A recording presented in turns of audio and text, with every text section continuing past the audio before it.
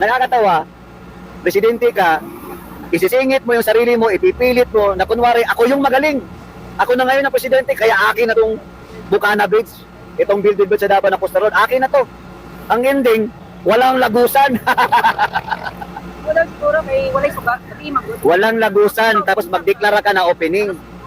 Idadamay pa yung ang Davao sa kapalpakan. Kaya dismayado talaga si acting mayor Baste Duterte. Dismayado talaga yan. Grabe. Galit talaga. Sabi niya nga, premature talaga buksan to. Ayaw maniwala ng isang niwi eh. Grabe. Mamaya, iikot ko kayo dun ng live, mga kababayan. Okay. So yan po mga kababayan, at ang dami pong umasa ng mga motorista na syempre excited sila tumawid dun sa bagong tulay. Pero ang ending po pala hindi nabuksan dahil premature, hindi po magkadugtong yung tulay tsaka yung kalsada. Ang ginagawa po nila, minamadali, nilalagyan ng manipis na espalto yung lupa. Para maipilit yung gusto ng Presidente Bangag. Ayon pa sa kumpirmadong balita, source online, federalism, hindi caretaker. Robin Padilla umalmas sa umano'y plano na magkaroon ng caretaker president. Nagbigay ng maikli ngunit matapang na pahayag si Senator Robin Padilla sa gitna ng lumalakas na usap-usapan tungkol sa umano'y military-backed proposal na magluluklok kay business tycoon Ramon ang bilang caretaker president. Para kay Padilla, maling direksyon ang ganitong mga plano at may mas malalim na problema na dapat unahin. Sa isang maikling reaksyon na mabilis na nag-trending online, sinabi ng senador, federalism ang solusyon, hindi caretaker. Suko na ang Visayas at Mindanao sa kakaasas sa mga Taga-Luzon. Maawa naman tayo sa kanila. Tila ipinaparating, hindi reset, hindi caretaker, at hindi boardrooms politics ang magliligtas sa bansa. Ang solusyon ayon sa kanya ay ang matagal nang isinusulong na federalism kung saan mas may kapangyarihan ang bawat rehiyon at hindi nakasentro ang lahat sa Metro Manila at Luzon. Unquote. Hindi naman nakapagpigil si Chavit Singson na magsalita na sa publiko at ayon pa sa kanya, dead sure mapapatalsik siya. Sa gitna ng umiigting na krisis ng administrasyon, diretsang hinikayat ni dating Ilocos Sur Governor Luis Chavit Singson si Pangulong Marcos Jr. na magbitiw habang mayroon pang honorable exit upang hindi na maulit ang sinapit ng kanyang ama na napalayas sa Malacanang noong 1986 EDSA People Power. Sa isang talumpati sa Makra Balitaan sa Harvard View Restaurant, hindi nagpatumpik-tumpik si Singson. Pag di siya bumitiw, I am dead sure mapapatalsik siya. Iginiit niyang lumalala ang disgusto ng publiko lalo na't sa gitna ng mga kontrobersiya sa flood control scandal, mga aligasyon ng katiwalian at mga ulat na pag-arangkada umano ng martial law powers ni Marcos Jr. Babala ni Chavit, kung itutulak ni Marcos Jr. ang martial law, lalo lang magagalit ang tao. Kaya't panawagan niya kay Marcos Jr. ilagay ang kapakanan ng sambayanan bago ang ambisyon. Isang tabi ang politika. Huwag nang hintaying pilitin siyang umalis.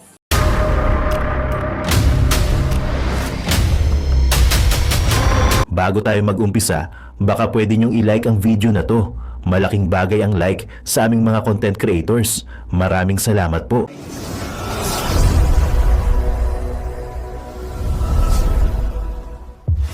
Trending sa social media itong noong nakaraang linggo, trending sa social media itong Bukana Bridge yan sa Davao na pinag-usapan sa iba-ibang kakalsadahan, sa iba't ibang sulok ng Pilipinas at maging sa ibang bansa. Dahil ito daw ay inangkin ni Bongbong Marcos at ang sabi naman ni Claire Castro na kanyang aso, ito ay natapos sa kanyang termino, therefore ito ay legacy ng kanyang pinakamamahal na Pangulong Bongbong Marcos Jr.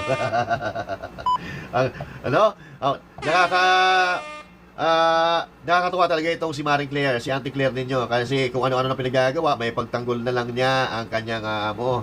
Yan ang problema kay Auntie Claire. Okay, so, pero bago tayo magsimula, mga kababayan, lupit ni Bongbong Marcos Jr. Parang parang tawag, may pelikula yan yung Top Gun ba yun? Si Tom Cruise. Lupit no? May pagka talaga sa pelikula kaya naging presidente ito dahil nanood ang pelikula Diba? After daw niya mapanood yung Ant-Man, bigla siyang nag-decide na magtatakbo siya, biglang Pangulo. Diba? Tingnan nyo, may pagkalanggam talaga ito Si Bongbong Marcos Jr. may pagkalanggam yan. Tingnan mo, ano ba ang characteristics ng isang langgam? Ano ba ang ugali ng isang langgam? Ang mga langgam, pag tag-init po, nag-iipon po ng pagkain yan. Kung saan nila dinadala, binabaon sa lupa, yung mga pagkain na nakukuha nila, nag-iimbak sila, di ba? Tapos may mga tinatawag yan, na king ant, queen ant. Ito king ant to, si Marcos Jr. Yung king ant, yun lang nag-uutos doon sa mga, yung mga maliliit na langgam, nag-uutos siya doon, manguha kayo ng mga pagkain niya sa labas. Ganun din ang ginawa nito yung Bongbong Marcos Jr. Habang tag-init, nag-iimbak. Pero walang hiya. Yung inimbak nila, pera ng taong bayan. Kaban ng taong bayan ang kanilang inimbak. Di ba? May kwento nga langgam di ba? Kasi dapat Ant-Man, dapat pinanindigan niya ang kwento ng langgam. Ang kwento ng langgam, kapupulutan po ng aral yun. Dahil ang langgam, kapag tag-init po, nag-iimbak ng pagkain, naghihirap po yan, lumalabas po yan, dyan sa mga puno, sa lupa, kung saan parte ng nature, para maghanap sila ng mga pagkain na iniimbak nila, kung saan man, doon sa kanilang kaharian. Di ba? So, ibig sabihin, ang langgam po ay resilient, masipag, talagang mapag-impok ang langgam. Pero, yun ang mapag-impok na dapat natin tularan. Yung iniimpok nila pagkain, bunga ng kalikasan yan. Mga bunga ng kalikasan. Etong si Marcos Jr., at ang kanyang mga kasapakat, ang iniimpok nila, yung kaba ng bayan, pinaghirapan ng sambayan ng Pilipino, galing sa tax, ayan, yun po ang iniimbak ng mga yan. Kaya, yan, sila po na mga magnanakaw, ang mapag-impok na hindi natin dapat tularan. Okay? So, ito po ay nag-trending sa social media, pinag-usapan sa buong Pilipinas at maging sa ibang bansa. Ito pong tinatawag natin na Bukana Bridge. Alam natin po, itong Bukana Bridge, ito po ay na-award sa Davao ng China nung mayor pa si VP Sara Duterte. 2018, 2018 at naglabas nga dito ng statement si VP Sara Duterte kung saan pinasalamatan niya yung administrasyon ni Pangulong Duterte at ang People's Republic of China dahil dito sa ambag nila na tulay na ito. Na nung natapos na, dahil sa walang accomplishment, itong si Bongbong Marcos Jr., inangkin na yung Bukana Bridge. Inangkin na nila, nang bastos pa. Binastos nila yung mayor ng Davao, bigla-bigla silang lalapag dyan at aangkin na ng tulay na wala naman silang ambag. Tingnan natin kung gaano siya kakupal.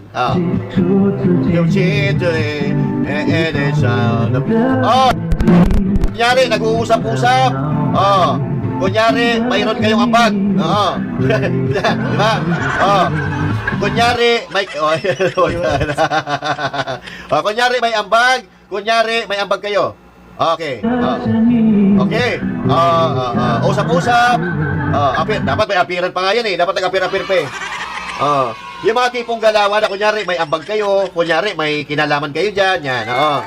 Yun ang mga diskarte na mga credit grabber at mga magnanakaw. Di ba? Nagnakaw na nga ng kaban-kaban ng bayan. Nagnakaw pa ng tulay. Pero ang problema, hindi nabuksan. Pinangako, niyabang pa niya, bubuksan natin yan. December 15. Anong petsa na? December 16 na. Bakit sarado pa rin yan? Dahil, pakinggan muna natin yung pangako niya. Ngayon tayo sa Bukana Bridge. Anong ginagawa mo sa Bukana Bridge? Tangina ka. Walang hiya kang hindot ka. Ang sama ng ugali mo, credit grabber ka pa, magnanakaw ka pa. Nakakatapos, ito sa 1.3 km bridge. Kasama ito sa buong bypass na ginagawa. Talaga lang, ha? Sige. Ito'y sinasabi ang estimate natin. Sinasabi, ha? Tapos, estimate. Sinasabi, tapos, estimate. Kasi wala naman talagang alam. Na ang biyahe na dati halos 2 oras tapos? ay mababawasan, magiging mga 25 minutes, 20 minutes na lang. Tapos, ano? Malaking ginhawa. Lalong-lalo na ngayon na magpapasko tayo. Ano gagawin natin? Bili tayo na 500 na Noche Buena. Tapos, magpapasko tayo, hindi tayo matutulog. Ha? Singot lang tayo ng singot. Hindi pwedeng gano'n, tulog-tulog din tayo. Ba? Delikado yan, pag di tayo natulog na. Pero, pag tulog, gising din. Ha? Oo, huwag patulog-tulog sa pansitan. Dahil naiiwan tayo ng mga kalapit nating bansa eh. Oh, ano gagawin natin? Alam naman natin nangyayari sa traffic. Kaya ito ay magagamit. We will open the bridge on the 15th. December 15 gagawin na. December 15 gagawin na yan ha. Oo. Bubuksan na raw, December 15. Pero nangyari, ba't di nabuksan? Dahil pumalag si Mayor Baste. Hindi nabuksan dahil pumalag si Mayor Baste. Puta, ikaw mayor dyan, tapos pakikialaman ng proyekto nyo kung sino-sinong Antman, ha? Na wala namang ambag dyan, ha? Ang ambag niya dyan, ang ambag niya dyan, ha? Sabi ni Mayor Baste, DPWH will open only 2 of the 4 lanes at the Coastal Road Rojas exit today, in compliance with the careless pronouncement of the President regarding its openings. If they insist on opening it today, let them be, because the President's behave like a child.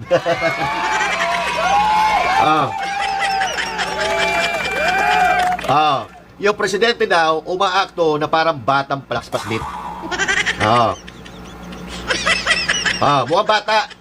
Isip bata, sa madaling salita, ang Presidente ng Pilipinas. Puta ko, nagdudroga ka talaga. Mas malala pa sa isip bata yan. Sabi pa ni Mayor Baste, acting mayor, to DPWH, should anything happen to Dabaweños in that area because of inadequate street lights and safety measures, that is on your stupidity. Mga boboro kayo, DPWH. If they insist on opening it today, let them be, because the President behaves like a child. Inisip bata talaga yan eh. Binuhin mo yung kapatid na nagsalita doon sa rally ng INC, hindi daw niya kilala.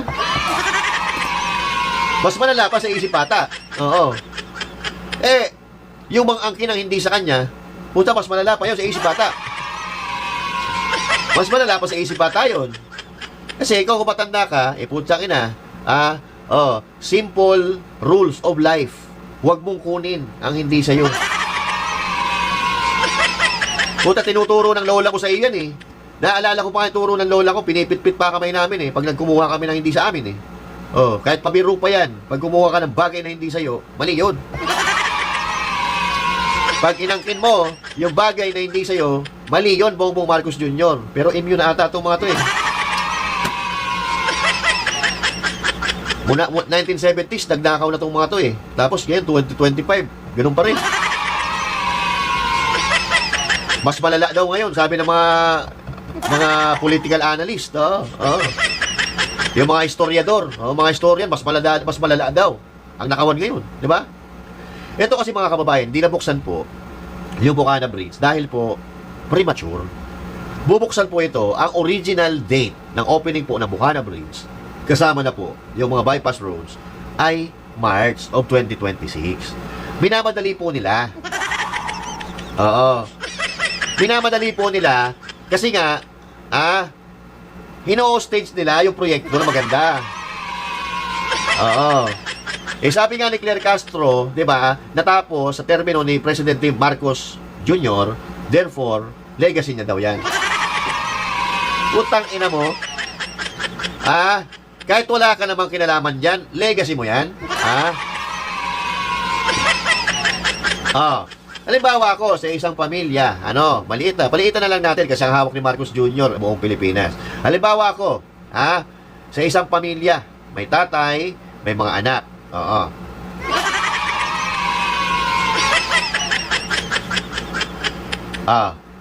Yung achievement ba ng anak mo, halimbawa, yung anak mo, nakagawa ng isang magandang bagay, sa kapwa niya Pilipino, sa kapwa niya tao. Ngayon, yung magandang bagay na yon na nagawa ng anak mo, susulitin mo? Sasabihin mo na dahil sa'yo kaya nagawa ng anak mo yon? Hindi ugali ng matinong tao yun. Dapat, puriin mo yung anak mo, dahil may nagawa may nagawa sa kapwa niya, tao, hindi yung igagrab mo, yung Reddit ng anak mo. Diba? Oo. Hindi po pwede yung ganun. Ang problema kasi dito mga kababayan, ipinangako ni Bongbong Marcos na bubuksan December 15, pero yung mga lagusan pala hindi pa tapos. Oh. Ano yon? Bongbong Marcos, apakabobo mo talaga. Paano mo buksan ng tulay kung sarado ang magkabilang dulo?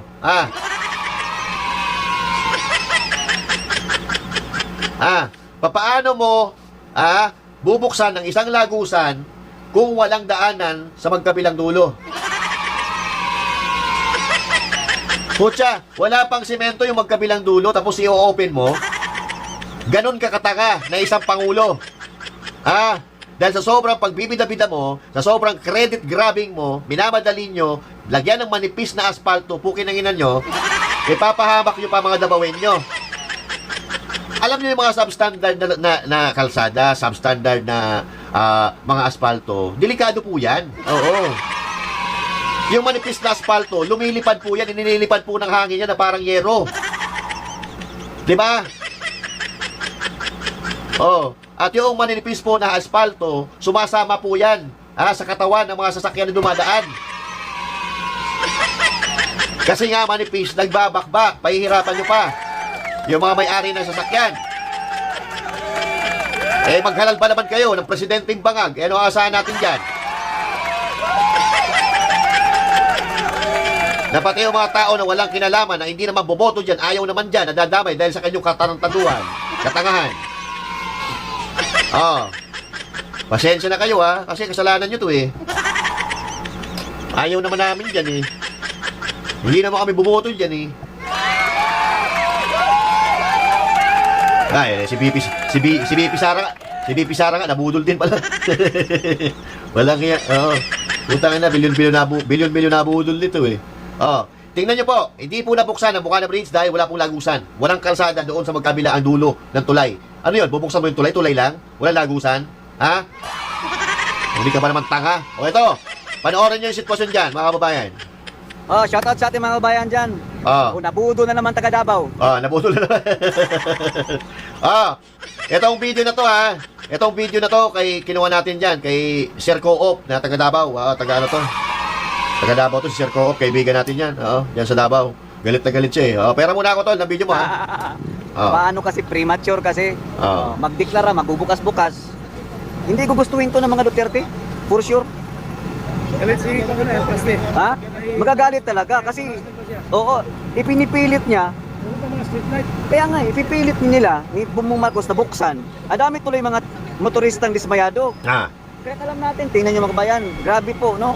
Hindi po kaakit-akit tingnan, hindi po kaayayang tingnan. Iba po ang Duterte, iba po ang gawang Duterte. Pag once po sila ay magbubukas ng proyekto, dapat malinis sa mata, kaayayang tingnan, kompleto, dapat talagang ikaka-proud, no? Bilang mamayang Pilipino, pero hindi ganito. Yung marami pang mga bakal na nakaano sa gilid, tapos ang nipis-nipis ng pagka-asfalto, halatang minamadali.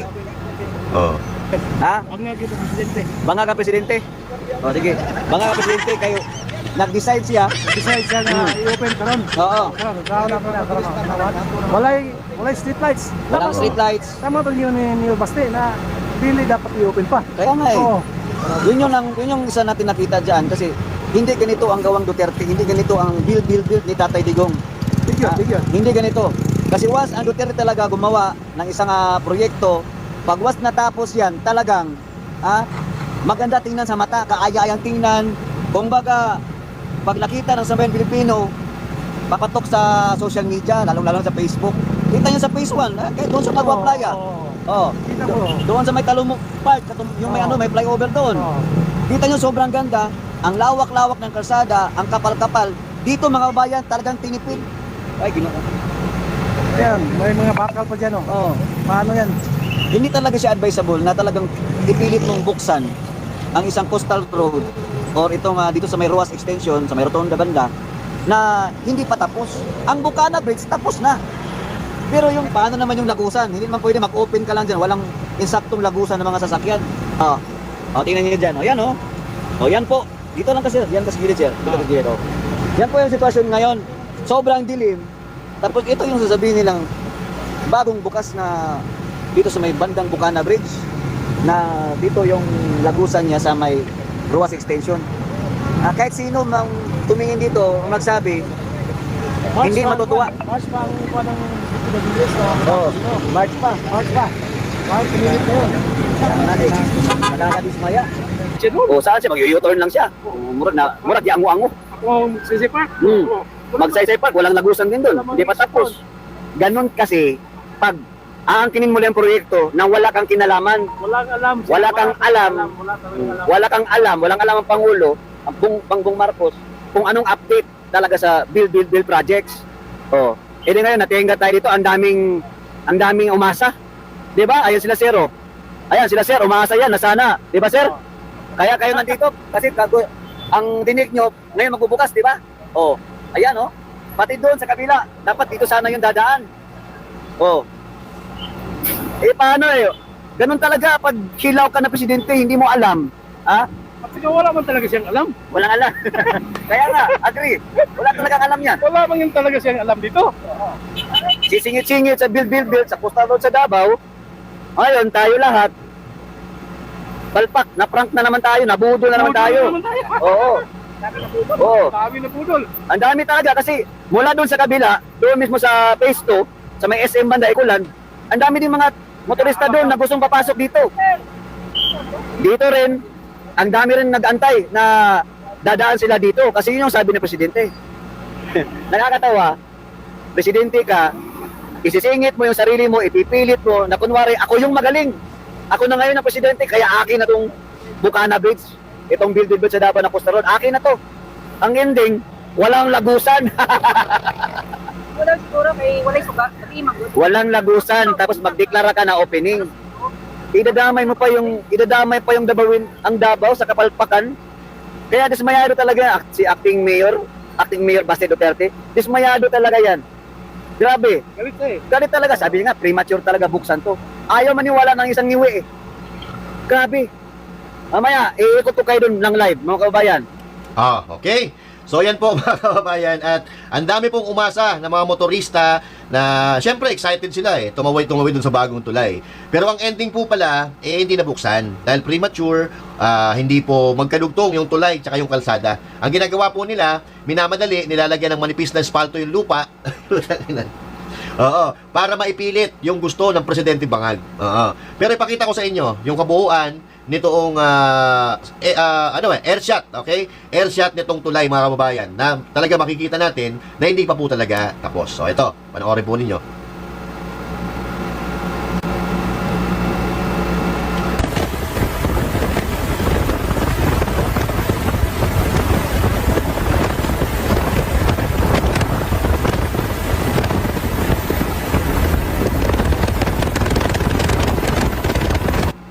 Ayun, ulitin nga natin.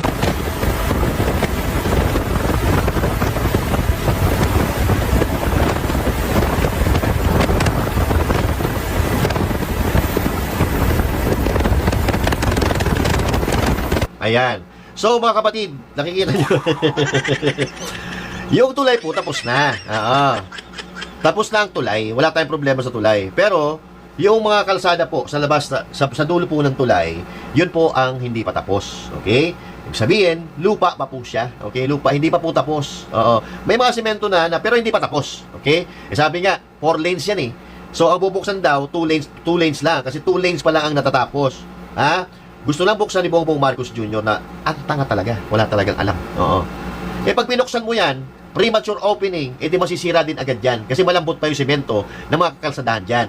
Yung mga eksperto ang nagsasabi kung kailan yan po pwedeng daanan, kailan yan po pwedeng buksan. Pero itong Bongbong Marcos Jr., talit-talinuhan, dahil siyempre siguro nakasingot na naman, nagmamadali na mabuksan. Para ipagmayabang sa buong Pilipinas na, ay, pinagawa ko yan. Pero ang ending dito, hindi naniniwala sa inyo ang taong bayan. Yan ang problema sa isang tao na bigla ka nalang i-entra, wala ka namang alam. Mapapahiya ka lang. Mapapahiya ka at pagtatawanan ng taong bayan. Ama naming Diyos na makapangyarihan sa lahat, salamat po sa iyong pagmamahal na hindi nagmamaliw. Sa gitna ng kaguluhan sa aming bansa, turuan niyo po kaming magtiwala sa iyong hustisya at hindi sa hustisya ng tao. Linisin niyo po ang aming mga puso at ituro niyo po ang tamang daan ng katotohanan at pag-ibig. Tulungan niyo po kaming maging ilaw sa gitna ng dilim at ipakita sa mundo na may pag-asa pa sa pangalan ng aming Panginoon Hesus. Salamat po sa pag-ibig po ninyo at salamat sa pagdinig ng aming mga panalangin at iligtas niyo po kami. Sa pangalawa po niyong pagparito at patawarin po kami sa lahat ng aming mga pagkukulang at pagkakasala sapagkat ito po ang aming samutiling sa matamis na pangalan ng aming Panginoon Hesus. Amen. Sa lumang silid, mag-isa kang tahimik. Walang kamera, palakpak ay wala na. Ngunit sa bawat pader ng bayang iniwan mo, may pangalan mong di na mabubura.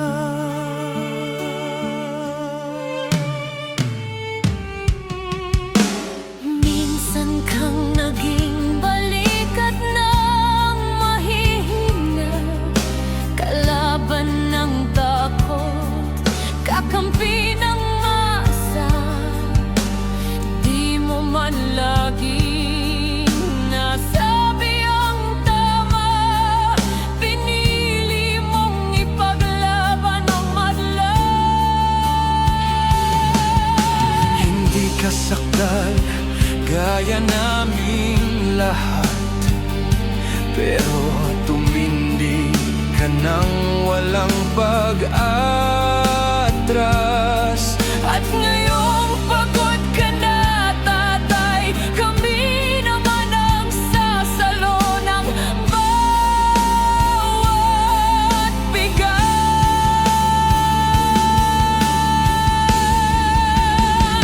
Hanggang sa dulo, ikaw ay mahal. Kahit papagod na ang iyong katawan, tatay, salamat sa iyong paglaban. Ngayon, kami naman hanggang sa dulo. Di ka namin iiwan. Ang kwento mo'y dala ng bayan.